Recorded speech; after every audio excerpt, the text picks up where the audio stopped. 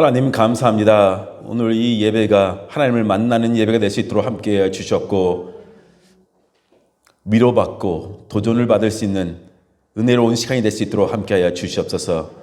부족한 죄인 다시 한번 이 단 위에 섰습니다.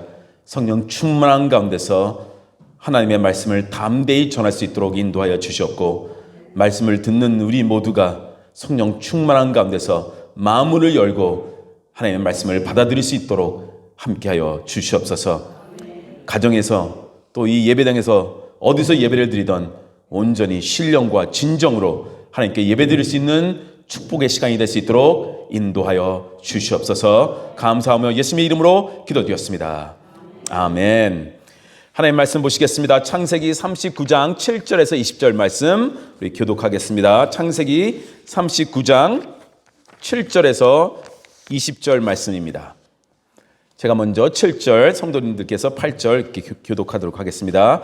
그 후에 그의 주인의 아내가 요셉에게 눈짓하다가 동침하기를 청하니,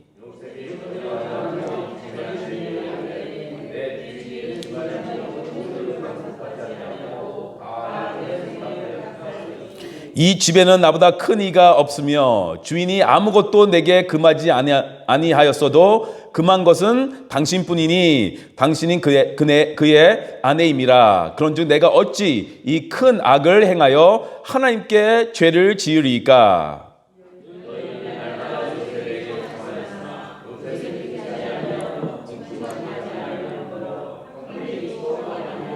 그러할 때 요셉이 그의 일을 하러 그 집에 들어갔더니 그 집 사람들은 하나도 거기에 없었더라.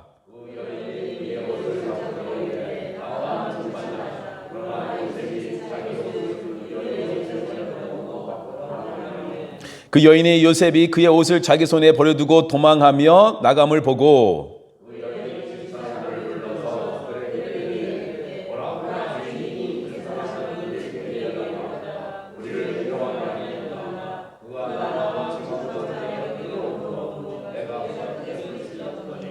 그가 나의 소리 질러 들음을 듣고 그의 옷을 내게 버려두고 도망하여 나갔느니라 하고,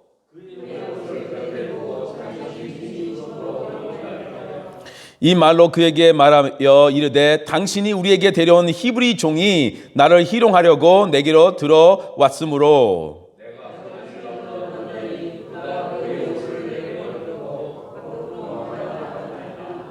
그의 주인이 자기 아내가 자기에게 이르기를 당신의 종이 내게 이같이 행하였다 하는 말을 듣고 심히 노한지라.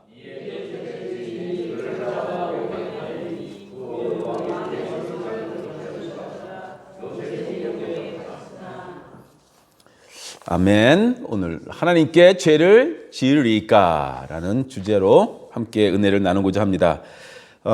먼저 말씀을 전하기 전에는 지난달에는 우리 김경자 권사님의 어머님께서 주님의 품으로 돌아가셨습니다. 제가 듣기로는 우리 김경자 권사님의 어머님 또 권사님으로서 믿음의 어머님으로서 또 이렇게 계시다가 주님의 품으로 간 것으로 알고 있고요. 지난 주일 우리 박예정 지사님의 어머님께서 주님의 품으로 또 가셨습니다. 하나님의 위로가 박예정 지사님의 가정에 함께하기를 우리 모두 기도합니다. 고 유정옥 권사님이죠. 믿음의 어머님이셨습니다. 제가 15년 넘게 뵀던 권사님이십니다. 지금 주님의 품에서 평안히 안식을 누리고 있을 것이라 믿고 있습니다. 우리는 부활의 소망을 우리에게 있고 그 부활을 믿기 때문에 너무 슬퍼하는 것보다도 그 소망을 가지고 믿음으로 이 시간을 이겨내기를 간절히 원합니다. 하나님께 죄를 지으리까? 하나님을 잘 믿고 또 하나님을 열심히 또 하나님의 뜻대로 살려고 해도 우리에게 고난이 찾아옵니다. 하나님을 믿는 사람에게 두 가지 종류의 고난이 오는 것 같습니다. 하나는 우리 삶을 아주 폭풍처럼 갑자기 덮치는 고난, 그런 고난이 있고요. 또 다른 하나는 너무나 매력적인 겉모습으로는 아주 너무나 좋게 보이는, 그렇지만 그 속에는 가시가 담긴 그런 고난. 첫 번째 종류의 고난은 누가 봐도 무서운 태풍과 같습니다. 강한 바람 소리를 내고요, 우리의 삶을 그냥 산산이 부셔놓습니다.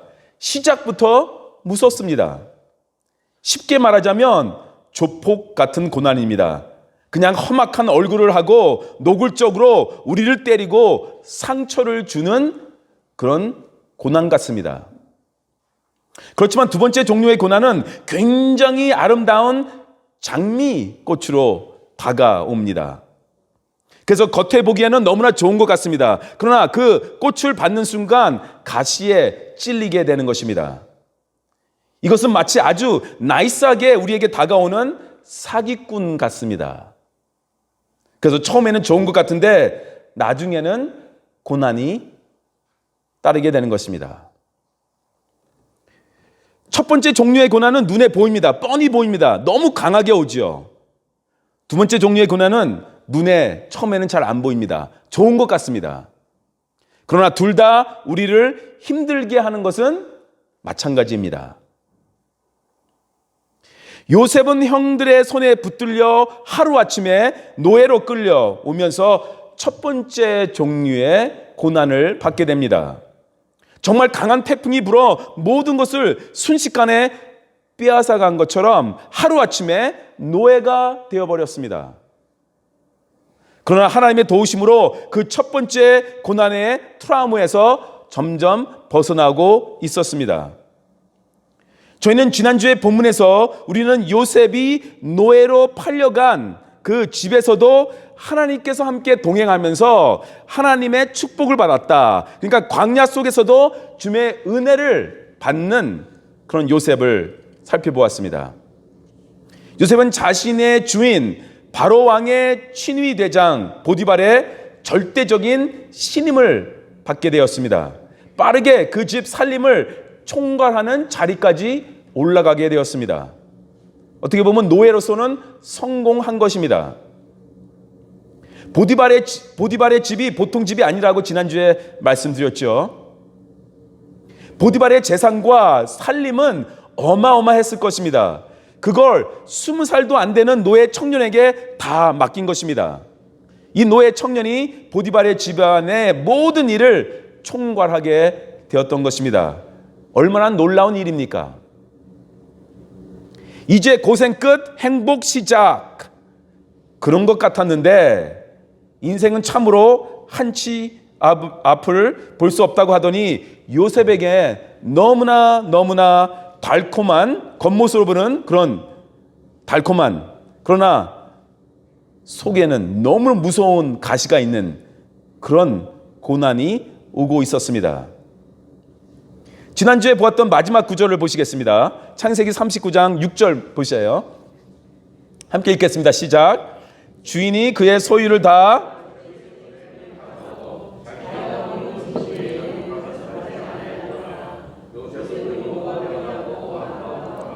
이 말씀은 축복의 말씀 아니겠습니까? 그런데 이 축복의 말씀 속에 요셉이 고난을 받게 되는 이유가 포함되어 있습니다. 용모가 빼어나고 아름다웠더라. 영어 성경을 보시면요, handsome in form and appearance 라고 되어 있습니다. 외모가 아름답고 얼굴이 잘생겼다라는 것이죠. 일도 열심히 잘하죠. 몸도 좋지요. 잘생겼지요. 그리고 노예 중에는 정말 최고의 높은 자리에 지금 올라가 있습니다. 아무런 문제 없이 모든 것이 참 좋게 보였습니다. 그런데 7절을 보시기 바랍니다. 그 후에 그의 주인의 아내가 요셉에게 눈짓하다가 동침하기를 청하니, 그 후에 라는 말은요, 지금 요셉이 보디발의 집안 살림을 총괄할 때부터 어느 정도 시간이 흘렀다라는 것이죠. 그래서 많은 신학자들은 지금 한 10년이 지나갔을 것이다 라고 보고 있습니다. 그렇다면 요셉이 지금 27살 정도 된 것입니다. 그때를 지금 말하고 있는 것입니다. 보디발의 집에서 요셉은 주인 다음에 힘을 가진 자가 되었습니다. 그렇기 때문에 아무래도 주인 부부와 접촉할 기회가 많았겠죠. 보디발의 부인이 요셉을 보니까 일도 잘하죠. 성품도 좋죠. 몸도 좋죠. 잘생겼죠. 그러니까 아주머니가 뿅 간 거죠. 그래서 보디발의 아내가 요셉을 좋아하기 시작했습니다. 그리고 그를 유혹하기 시작합니다. 요셉은 지금 20대의 젊은 청년입니다. 그리고 보디발의 아내는 우리가 생각하는 그냥 동네 아줌마 수준이 아닙니다, 여러분. 그렇게 생각하면 안 됩니다. 이집트 왕의 최측근 보디발의 아내가 될 정도라면 매력적인 여인이었을 것입니다. 현대 화장품과 패션의 원조가 고대 이집트는 거 잘 아시죠? 클레오파트라의 전설이 그냥 괜히 생긴 것이 아닙니다. 이 고대 이집트의 화장품, 향수, 패션, 그 문화는 대단했습니다. 그렇게 매력적인 여인의 몸에 향수를 뿌리고 매일 유혹을 해오는 것이 청년이 뿌리치기는 힘들었을 것입니다. 주인집 많이 먹기 때문에 말만 잘 들으면 큰 혜택도 받을 수 있었을 것입니다. 반대로 이걸 거절하다가는 언젠가는 큰 어려움이 올 수도 있는 것입니다. 노예가 한번 주인의 눈 밖에 나면요, 사정 없거든요. 노예는 그냥 물건 취급했잖아요. 그 자리에 요셉이 어떻게 있겠습니까? 또 중요한 것은요, 요셉이 이 여인의 요구를 받아들인다 해도 아무도 모를 수가 있었다라는 것입니다. 그렇게 큰 문제가 안 될 수도 있었습니다.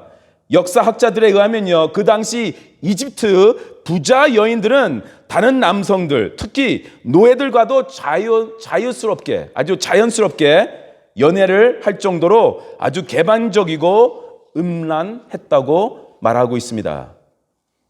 그런 문화 속에서 주인집 마님이 마음에 드는 노예들과 따로 만난다, 그런 큰 문제가 안 됐던 사회 분위기입니다. 로마도 그랬잖아요. 좀 그런 상황에 있는 것입니다. 그러나 요셉은 세상이 아무리 썩어 부패해도 하나님의 사람이었다는 것을 기억하고 있었습니다. 우리도 그 사실을 잊지 말아야 합니다. 세상이 아무리 다 그렇다 한다고 해도 우리는 하나님의 사람입니다. 세상 모두가 그런 길을 가도 갈 수 없는 길이 하나님의 사람에게는 있다라는 것입니다. 우리가 꼭 그것은 기억해야 합니다. 8절과 9절을 계속 보시겠습니다. 요셉이 거절하며 자기 주인의 아내에게 이르되 내 주인이 집안의 모든 소유를 간섭하지 아니하고 다 내 손에 위탁하였으니 이 집에는 나보다 큰 이가 없으며 주인이 아무것도 내게 금하지 아니하였어도 금한 것은 당신뿐이니 당신은 그의 아내임이라. 그런즉 내가 어찌 이 큰 악을 행하여 하나님께 죄를 지으리까. 이걸 보시면요, 요셉은 인생 가치관이 아주 뚜렷한 사람이었다는 것을 볼 수가 있습니다. 우리가 이런 정확한 마음 자세와 정신 자세를 가지고 이 세상에서 산다면 흔들릴 일이 별로 없을 것입니다. 첫째, 나를 믿고 집안 살림 전체를 총괄하는 임무를 맡긴 주인에게 이런 나쁜 일을 나는 할 수가 없다라는 것입니다. 나를 믿는 사람에게 상처를 줄 수 없다라는 것이죠. 이 집에는 나보다 큰 이가 없다라는 말을 하잖아요. 요셉이 교만해서 이렇게 말을 하는 것이 아니라 큰 자리에는 큰 책임이 따른다라는 말을 지금 하고 있는 것입니다. 보통 사람 같으면 큰 자리에 올라가면요, 교만해져서 자기가 가지고 있는 권세를 휘두르고 자기 하고 싶은 일을 그냥 마음껏 하잖아요. 그런데 요셉은 그 큰 자리에 있기 때문에 따라오는 책임을 더 중요하게 생각을 했다라는 것입니다. 요셉에게 그가 하고 싶은 여러 힘이 주어져 있었지만 요셉은 그 힘을 자기 마음대로 사용하지 않았다라는 것입니다. 둘째, 요셉은 하나님께 죄를 지을 수가 없다라고 말을 합니다. 내가 어찌 이 큰 악을 행하여 라는 말도 하죠. 그러니까 그 당시 이집트에는 별 문제로 생각하지 않았던 이 문화, 아무렇지도 않게 보았던 것을 요셉은 그것을 어떻게 보았다고요? 큰 악. 이건 큰 악이다. 그렇게 보았다라는 것입니다. 이렇게 말을 할 수 있어야 되는 것이에요. 이것은 잘못된 것이고 하나님 보시기에 좋지 않은 것이다. 그렇게 말을 했던 것입니다. 이집트에는 수많은 우상 신들이 있었습니다. 그런데 요셉은 자신의 하나님이 그들과는 차원이 다른 거룩한 하나님이심을 지금 말하고 있는 것입니다. 그 하나님이 자신을 보시고 계시다는 것을 알았기 때문에 믿음의 결단을 내리면서 그 유혹을 거절하고 있는 것입니다. 요셉이 한 말이 참 중요합니다. 이 집에서 아무것도 내게 금하지 아니하였어도 금한 것이 딱 하나 있는데 그것은 당신뿐이다. 그러니까 내가 이런 악한 일을 어떻게 행하겠느냐. 이 말을 했어야 할 사람이 있죠. 아담이 이 말을 했어야 돼요.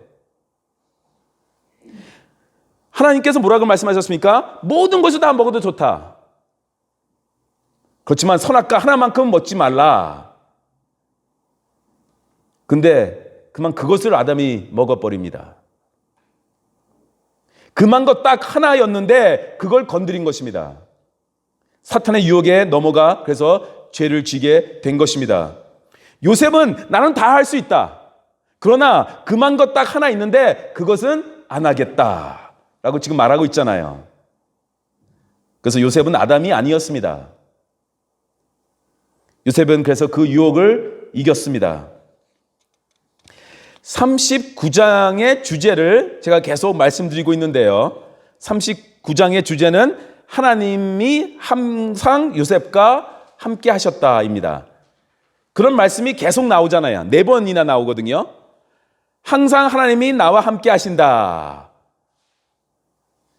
이 말씀이 너무 좋은 말씀 아니겠습니까? 근데 우리는 항상 하나님이 나와 함께 하신다. 나와 동행하신다. 이 말씀을 좋은 말로만 해석을 합니다. 좋은 뜻으로만 우리가 해석을 하고 있죠. 하나님이 나와 함께 하셔서 광야를 지날 때, 병이 걸리고 마음이 아플 때, 그럴 때 이 말씀이 얼마나 좋고 위로가 되고 힘이 됩니까? 그런데 우리가 몰래 죄를 지고 있을 때, 그때는 이 말씀처럼 무서운 말씀이 또 없는 것입니다. 그때도 함께 하시거든요. 하나님과 함께 죄를 지을 수는 없잖아요. 하나님이 나와 함께 한다는 것은요, 하나님이 나를 인도해 주시고 도움을 주신다라는 것을 알고 있는 것이지만 그 동시에 하나님은 거룩한 분이시다. 그것도 알고 있어야 한다는 것입니다. 너가 어디로 가든지 너와 함께 하리라. 이게 얼마나 무서운 말인가 우리는 또한 알고 있어야 한다는 것입니다. 이제 몰래 죄를 지을 수 없다는 것입니다. 너가 죄를 짓는 그 순간 하나님이 그때도 함께하고 계시다라는 것입니다. 하나님이 나와 함께 하신다는 뜻은 내가 어디를 가든지, 내가 어디에 있든지 하나님이 그 자리에 함께 하신다. 내가 운전할 때, 일을 할 때, 장사를 할 때, 공부를 할 때, 쇼핑을 할 때, TV를 볼 때, 무엇을 하든지 그 자리에, 그 순간에 하나님이 나와 함께 하신다라는 것입니다. 위로의 말씀도 되지만 또한 무서운 말씀도 된다는 것입니다. 한 어떤 교회 청년이 목사님을 찾아와, 목사님 어떻게 해야 하죠? 저는 계속 음란 사이트에 들어가는데 멈추고 싶어도 못하고 있습니다. 라고 말을 했다고 합니다. 그때는 목사님이 하나님과 함께 하십시오. 라는 말을 했다라는 것입니다. 하나님과 함께 음란 사이트를 볼 수는 없는 거잖아요. 요셉은 자신과 함께 하시는 하나님의 임재를 느끼면서 유혹을 지금 이겨낼 수 있었던 것입니다. 죄는 법을 많이 만든다고 없어지는 것이 아닙니다. 법을 많이 만든다고 우리가 죄를 안 짓는 것이 아닙니다. 구약에 그렇게 많은 율법을 만들어 놓았지만 이스라엘 백성들을 보시기 바랍니다. 똑같은 죄를 계속 범하지 않습니까? 그 많은 율법이 있었는데도, 하나님이 주셨는데도 계속 법을 어기면서 죄를 지잖아요. 선지자들을 보내어 그렇게 하나님께서 말씀하셨는데도 죄는 계속 지었다라는 것입니다. 내가 하나님과 함께 한다는 것을 계속 의식하면서 생각하면서 묵상하는 사람만이 결단할 수 있는 것입니다. 요셉이 바로 그런 사람이었습니다. 주인집 마님이 그 유혹, 요셉이 경험하지 못한 전혀 새로운 종류의 위기로 지금 다가오고 있는 것입니다. 그동안 요셉이 10년간 성실하게 노예 생활, 어떻게 보면 직장 생활 하면서 쌓아 올린 모든 것이 지금 한꺼번에 무너질 수 있는 그런 순간에 와 있는 것입니다. 요셉에게 중요한 선택을 하는 시간이 온 것이죠. 눈을 감고 하나님께 죄를 짓고 내 자리를 차지하고 권력을 지키느냐, 아니면 모든 것을 잃어버릴 수 있다 하더라도 하나님께 죄를 짓지 아니하느냐. 거기에 지금 그 순간에 와 있는 것입니다. 꿈의 사람, 비전의 사람 요셉이 그 비전을 이루기까지 참 많은 고난을 통해서 여기까지 온 것을 우리가 계속 지금 살펴보았는데요. 형들에게 배신당하고 노예로 팔린 것도 무서운 것 아니겠습니까? 그런데 이 매력적인 주인 마님의 유혹을 통해 다가온 유혹도 첫 번째 고난과는 전혀 다른 고난이었습니다. 매력적으로 다가오지만 가시가 있어서 결국은 우리에게 상처를 줄 수 있는 그런 고난인 것입니다.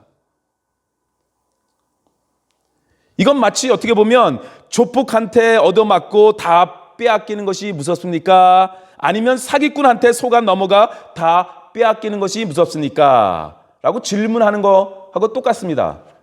둘 다 무서운 것입니다. 둘 다 빼앗기는 것이죠. 오늘날 우리 한국도 고대 이집트나 로마 제국 못지않게 진짜 음란한 사회가 되었습니다. 어린 아이들도 청년들도 마음만 먹으면 얼마든지 스마트폰으로 음란물을 접할 수가 있게 됐습니다. 우리 사회가 성적으로 타락한 사회가 되었습니다. 얼마나 많은 가정들이 배우자의 불륜으로 인해 깨지고 있는지 모릅니다. 세상은 들키지만 않으면 괜찮다고 말을 합니다. 그러나 하나님의 사람은 항상 하나님과 동행하고 있다는 것을 기억하며 묵상하며 하루하루를 살아가야 할 줄 믿습니다. 자신을 지키고 가정을 지키고 교회를 지키는 우리가 되기를 간절히 원합니다. 그래야 나라가 건강하게 되는 것입니다. 이렇게 성적인 음란 문화가 끝까지 간 나라치고 망하지 않은 나라가, 또 망하지 않는 문명은 없었습니다. 역사가 그것을 우리에게 가르쳐주고 있습니다. 10절을 보시면 보디발의 아내는 요셉의 거절에도 불구하고 날마다 요셉에게 다가왔다고 합니다. 10절을 보시겠습니다. 여인이 날마다 요셉에게 청하였으나 요셉이 듣지 아니하여 동침하지 아니할 뿐더러 함께 있지도 아니하니라. 여기서 우리는 악이 얼마나 끈질기다는 것을 보게 됩니다. 성경은 우리에게 쉬지 말고 기도하라고 말하고 있습니다. 왜 그럴까요? 마귀가 쉬지 않고 공격해 오기 때문입니다. 그렇기 때문에 우리도 쉬지 않고 기도를 해야 합니다. 하나님의 사람을 무너뜨리려는 마귀의 공격은 아마 우리가 천국 가는 날까지 계속될 것입니다. 마귀는 실패해도 포기하지 않습니다. 때로는 똑같은 방법으로, 때로는 전혀 다른 방법으로 우리를 공격해 올 것입니다. 그래서 우리가 정말 믿음 안에서 깨어서 기도하며 주님과 함께 동행하지 않으면 이 싸움을 이길 수가 없는 것입니다. 요셉이 계속 찾아오는 유혹에 넘어가지 않은 이유는 항상 하나님과 동행했기 때문입니다. 이 자리에 하나님이 함께 하신다는 것을 항상 늘 기억하고 있었습니다. 39장의 이런 고난의 이야기 속에 하나님이 요셉과 함께 하셨다라는 말씀이 4번 나오는데요. 계속 반복해서 나오잖아요. 왜 그렇게 나올까요? 그 이유가 무엇일까요? 요셉이 승리할 수 있었던 답을 우리에게 지금 주고 있는 것입니다. 그래서 반복해서 하나님이 요셉과 함께 하셨다라는 말을 기록한 것입니다. 10절에 중요한 말씀이 또 있죠. 듣지도 아니하고 함께 있지도 아니하니라. 아예 그 빌미를 주지 않았고요. 또 자기가 유혹에 빠질 그런 상황에 자신을 놓지도 않았다라는 것입니다. 이것은 너무나 중요합니다. 죄를 범할 수 있는 자리, 그런 상황을 만들어 놓지 않았다라는 것입니다. 그런 곳에는 가지도 않았다라는 것입니다. 왜? 혹시 그곳에 가서 죄를 지을까 봐. 그런 자리를 피하는 것이 또한 지혜스러운 하나님의 사람입니다. 그래도 사탄은 계속 공격해 옵니다. 드디어 요셉에게 사고가 터집니다. 11절, 12절 함께 읽겠습니다. 11절, 12절 시작. 그러할 때에 요셉이 그의 일을 하러 그 집에 들어갔더니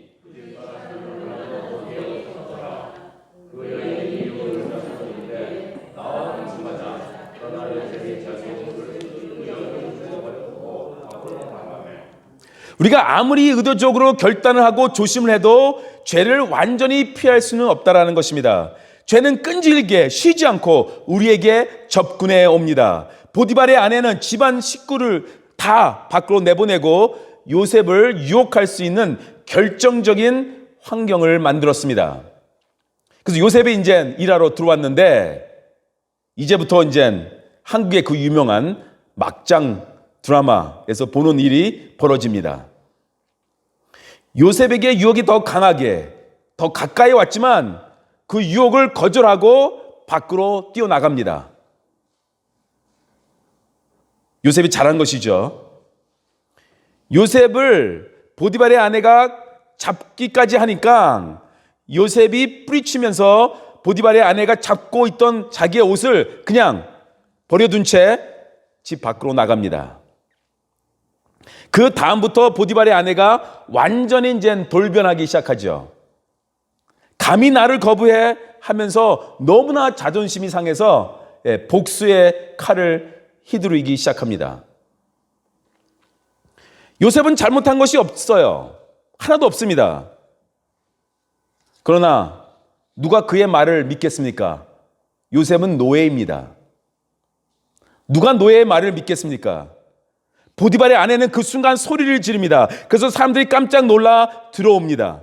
그랬더니 요셉이라는 이 히브리 사람이 나를 덮치려고 해서 비명을 질렀다. 내가 소리를 지르니까 옷을 이렇게 버려둔 채 도망을 나갔다. 거짓말을 합니다. 요셉은 아무런 고난이 없는 노예입니다. 그리고 자신의 옷이 보디발 아내에게 또한 있습니다. 요셉은 다시 시련의 구덩이로 떨어지게 됩니다. 요셉은 잘못한 것이 없지만 희생양이 된 것입니다. 19절 20절 보시기 바랍니다. 그의 주인이 자기 아내가 자기에게 이르기를 당신의 종이 내게 이같이 행하였다 하는 말을 듣고 심히 노한지라. 이에 요셉의 주인이 그를 잡아 옥에 가두니 그 옥은 왕의 죄수를 가두는 곳이었더라. 요셉이 옥에 갇혔으나 요셉에게 또다시 한번 시련이 찾아왔습니다. 너무나 억울한 일입니다. 지금 10년 동안 요셉이 그 집안을 얼마나 잘 가꾸고 얼마나 잘 돌봐서 정말 하나님께서 그 집안을 축복해 주시는 그런 일까지도 했는데, 그토록 요셉을 믿어왔던 주인 보디발의 아내의 거짓말을 듣고 분노해서 요셉을 감옥에 가두는 그런 일이 생긴 것입니다. 우리가 이렇게 질문할 수 있어요. 그래도 요셉에게 어떻게 이렇게 너가 이런 일을 저질렀느냐 질문이라도 한번 해주지. 근데 그런 질문도 하지 않습니다. 그냥 요셉을 잡아 옥에 가둡니다. 그런데요, 그 당시의 문화와 역사를 알면 지금 19절, 20절에, 특별히 20절에 하나님의 은혜가 이 20절에 포함되어 있다는 것을 우리가 발견하게 됩니다. 그 당시 이집트에서 노예가 이런 죄를 지으면요, 이 정도 처벌로 끝나는 게 아닙니다. 그냥 죽는 것입니다. 그 자리에서. 즉시 그 자리에 죽여도 아무 말도 할 사람이 없습니다. 아니면 피라미드를 건축하는 아주 심한 노동을 평생 하다가 죽는 그런 노동자리로 보낼 수도 있었던 것입니다. 그런데 보디발은 요셉을 감옥에 보내는 것으로 끝냈다라는 것입니다. 그것도요, 중죄를 지은 살인범들이 가 있는 곳 있잖아요. 들어가면 살아나오기 힘든 곳, 그곳이 아니다라는 것입니다. 어디로 보냈습니까? 어디로 보냈다고 지금 말하고 있죠, 성경은? 왕의 죄수를 가두는 곳, 여기에 하나님의 은혜가 있다라는 것입니다. 이곳이 어떤 곳이냐 하면요, 고도의 정치범들이 있잖아요. 그런 사람들, 함부로 대할 수 없는 사람들, 그런 사람들을 임시로 이렇게 감옥에 보내는 그런 곳이에요. 그러니까 좋은 감옥으로 요셉을 보냈다라는 것입니다. 보디발을 잘 생각해 봐야 됩니다. 보디발이 어떤 사람입니까? 눈치가 빠른 사람입니다. 요셉이 뒤집어 썼다는 것을 어느 정도 알고 있었을 것입니다. 자신의 아내가 꾸며낸 일이라는 것을 어느 정도 알고 있었던 것 같습니다. 요셉을 10년 동안 지켜봤잖아요. 요셉을 알지요. 어떤 청년인지 잘 알고 있었습니다. 처음에는 부인의 말을 듣고 잠시 흥분했죠. 분노했죠. 그렇지만 감정을 가라앉히고 앞뒤 상황을 이렇게 분석해 보니까 요셉이 뭔가 억울했다라는 것을 알았던 것 같습니다. 그래서 그는 많은 결정을 할 수 있었어요. 바로 죽일 수도 있었습니다. 너는 피라미드로 그 노동하는 데로 가라. 아니면 또 다른 감옥으로 보낼 수 있었습니다. 그러나 그렇게 하지 않고 왕의 죄수도 있는 곳으로 보냈습니다. 근데 그를 살릴 수는 없었어요. 그냥 놔둘 수는 없었죠. 그렇지만 문제는 무엇입니까? 보디발은 높은 자리에 있었다는 것이죠. 그래서 왕을 보호하는 또 그런 위치에 있는 사람 아니겠습니까? 근데 이 사실이 밝혀지면 어떻게 되겠습니까? 보디발의 아내가 거짓말을 한 것이라는 것이 밝혀지면 자기 집안의 명예도 떨어지는 것이고요. 또 이런 소식이 바로 왕의 귀에 들어가면 좋을 것이 하나도 없는 것입니다. 그래서 요셉을 처벌해야만 했습니다. 보디발은 자기 집안의 체면과 명예를 지킬 수밖에 없었던 것입니다. 그래서 할 수 없이 요셉을 감옥에 들어보냅니다. 그런데 그 순간 요셉은 펄쩍 뛰면서 변명하거나 화내거나 항의를 하지 않았다는 것을 우리가 또 보게 됩니다. 지금 당신 부인이 유혹한 건데 내가 그동안 당신을 얼마나 열심히 섬겼는데 이럴 수가 있습니까? 억울합니다. 라고 하면서 대들지 않았다는 것입니다. 요셉은 이 억울한 상황을 조용히 건져냅니다. 받아들입니다.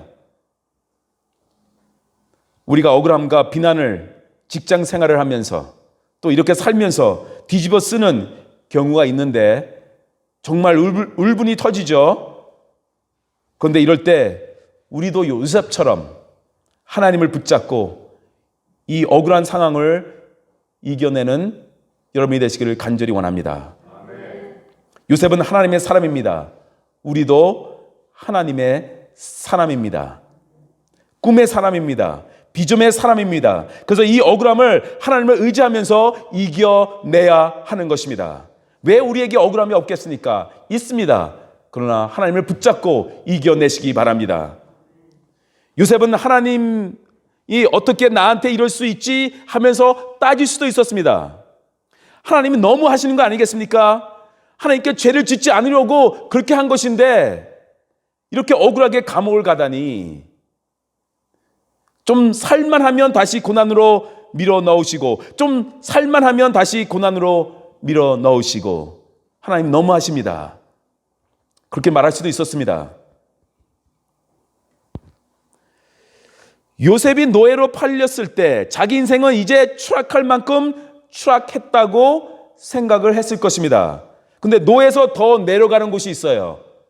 노예인데 감옥 가는 것. 너무한 것 아니겠습니까? 하나님을 잘 믿고 열심히 섬기고 있는데 이렇게 억울하게 고난에 빠지는 경우가 우리들에게도 있습니다. 이해하기 힘들죠. 남들처럼 거짓말도 안 하고 전직하게 살았는데 결과가 나쁘게 나오는 것을 경험할 때가 있습니다. 나는 좋은 씨를 뿌렸는데 나쁜 열매를 출수할 때가 있습니다. 나는 선으로 그 사람을 대했는데 그 사람은 뒤에서 나를 음모할 때가 있다라는 것입니다. 이렇게 되면 안 되는 거 아니겠습니까? 그렇잖아요. 내가 의로운 일, 좋은 일, 하나님의 방법을 선택하면서 하나님은 나를 복을 주시고 있어야 되는데, 저 악한 사람들이 망해야 되는데 상황이 정반대로 흘러갈 때가 있다는 것입니다. 그러면 억울한 마음이 생길 때가 있습니다. 또 때로는 하나님도 원망스러울 때가 있습니다. 털썩 주저앉아 시험에 들 수도 있는데, 요셉의 훌륭한 점은 무엇입니까? 시험에 들 상황에 시험에 들지 않는다라는 것입니다. 이게 요셉이 훌륭한 점이에요. 요셉은 항상 하나님과 동행했기 때문에 어떤 상황 속에서도 그는 자기의 마음을 지키려고 노력을 했던 것 같습니다. 하나님은 아시지, 하나님은 내 마음을 아시지 하면서 견뎌내고 있는 것입니다. 그래서 이 일을 조용히 받아들입니다. 우리도 그렇게 하기를 원합니다. 억울하고 힘든 일을 당할 때 하나님이 함께 하심을 믿고 흔들리지 마시기 바랍니다. 하나님은 다 아시고 계십니다. 우리가 하나님의 주신 꿈의 그 길을 갈 때 반드시 그 꿈을 죽이려는 그 드림킬러들이 있다라는 것입니다. 왜 없겠습니까? 너무나 많습니다. 요셉을 노예로 팔려 또 그를 팔아버린 형들이 첫 번째 드림킬러 아니겠습니까? 두 번째 드림킬러가 누구입니까? 이 보디발의 아내, 거짓말을 한, 그래서 감옥에 들어가게 한 이 보디발의 아내가 두 번째 드림킬러입니다. 두 번 다 모양은 다르지만 요셉이 쉽게 헤어날 수 없는 엄청난 위기였다라는 것입니다. 충격이었습니다. 아마 마귀는 이 드림킬러들을 앞세워서 그 뒤에서 넌 이제 끝났어, 너에게 하나님의 꿈은 이루어지지 않을 거야 라고 하면서 좋아했을 것입니다. 그러나 요셉을 지키시는 하나님은 결코 요셉을 버리시지 아니하십니다. 요셉을 하나님은 붙들고 계셨습니다. 요셉은 그것을 믿었기 때문에 무너지지 않았습니다. 진짜 믿음은요, 이해할 수 없는 상황 속에서도 하나님을 끝까지 신뢰하는 것입니다. 하나님을 끝까지 붙잡고 그냥 기다리는 것입니다. 그것이 믿음입니다. 지금은 내가 고난을 당하고 있지만 이것은 내가 이해할 수 없는 어떤 하나님의 뜻이 있을 거야 하면서 계속 인내하는 것입니다. 이런 믿음이 우리에게 없다면 우리는 좌절하게 될 것입니다. 아니면 복수의 칼을 휘두르게 될 것입니다. 그런데 믿음이 있으니까 이해할 수 없는 고난 속에서도 하나님을 신뢰하는 것입니다. 우리는 이 요셉의 모습에서 예수님의 모습을 또 보게 됩니다. 어떤 마귀의 유혹에도 넘어가시지 아니하셨던 우리 예수님, 감옥까지 떨어지는 고통을 겪는 요셉에게서 우리는 십자가에서 자기를 완전히 희생하신 예수님의 모습을 보게 됩니다. 그리고 또한 마귀와 싸워 이겼던 예수님을 또한 보게 됩니다. 그래서 요셉이 겉으로 보기에는 패배자 같지만요, 승리한 것 아니겠습니까? 예수님도 십자가 질 때까지는 겉으로는 보기에는 패배자 같았지만 다시 살아나셔서 부활하셨기 때문에 승리자가 되셨습니다. 사랑하는 성도님, 하나님께서 우리에게 꿈을 주셨음을 믿습니다. 또 우리 부모님이 못다 이루신 꿈을 이제 내가 이루어낼 때가 온 것도 있을 것입니다. 그러나 그 꿈을 품고 걸어갈 때 우리도 요셉처럼 그 꿈을 죽이려는 여러 상황들을 만나게 될 것입니다. 그냥 쉽게 그 꿈이 이루어지는 것이 아닙니다. 그 드림 킬러들이 있습니다. 그러나 그럴수록 우리가 예수님께 나온다면 하나님께서 그 모든 드림 킬러들의 공격을 이겨내고 그 고통의 순간들을 이겨내고 승리할 수 있는 그 길을 열어주실 것입니다. 그러니 주님께 나오시기 바랍니다. 주님과 함께 동행하시기 바랍니다. 그런 주님 킬러들이 있지만 그것을 극복할 수 있는 우리가 될 것입니다. 이번 한 주도 주님과 함께 동행하시는 여러분이 되시기를 주님의 이름으로 축원합니다. 기도드리겠습니다. 주님, 은혜를 진심으로 감사를 드립니다. 오늘의 말씀이 우리 모두에게 도전이 되며 위로가 되기를 간절히 원합니다. 요셉처럼 우리도 억울한 고난 속에서도 하나님을 믿고 다시 일어나게 하여 주시옵소서. 오직 주님께로 나올 때 모든 고통과 억울한 누명으로부터 자유로울 수 있음을 믿습니다. 주님, 한 주 동안 우리와 함께 동행하고 우리와 함께 하신다는 것을 우리가 묵상하면서 우리도 주님과 함께 동행할 수 있도록 인도하여 주시옵소서. 예수님의 이름으로 기도드렸습니다. 아멘.